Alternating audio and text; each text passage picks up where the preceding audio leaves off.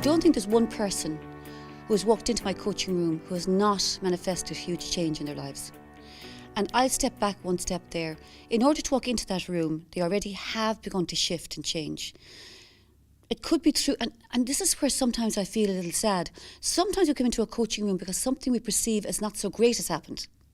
And that can be, it's very empowering to work with that person, but I personally think we should go to our coach in the best of times in order to build on our strengths. We don't need to encounter, I suppose, sadness or what we perceive to be failure. And I'm just thinking, one person's coming to my mind as I'm talking about this, and this is a man who, right through his journey in the corporate field, was always successful. And at one point, he was tipped for being one of the next leaders in an organisation that I was working with. He went for the interview, and the feedback was, "You are manifesting bullying behaviour," which devastated him, literally devastated him. And he was told either go for coaching or maybe leave the organisation. And this, sitting with me, and he was explaining what was happening, it was so distressing for him.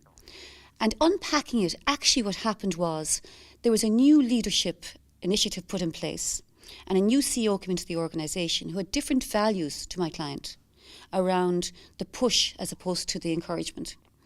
And my client began to get more and more unsettled within this change environment. And he couldn't find himself anymore. So through our coaching dialogue, we began to work with his strengths, his dialogue, what he was manifesting. And some of what was happening to him, he was manifesting inappropriate behaviour at meetings, for example, where he began to realise he was disengaging, and that disengagement was presenting itself as disinterest. So we began to work very much around cognition. Really, the space we worked in was the cognitive behavioural coaching space. His beliefs leading to disempowering emotions, leading to behaviours that weren't serving him. And we began to work with his dialogue, taking back control. How could he add value to this organisation? And he began to change completely his way of communicating with the CEO. He began to communicate his vision. And they began to have a dialogue, a co-creative dialogue actually, that empowered both of them. And I think he was one of the bravest clients I've ever met. I still know him.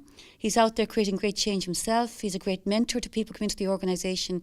He's actually close to retirement now, and his vision for his next stage in his life is to continue mentoring young people. So I think that's one of my most, I suppose, joyful coaching engagements that began with such a low energy, disappointed human being who moved to a fantastically powerful place.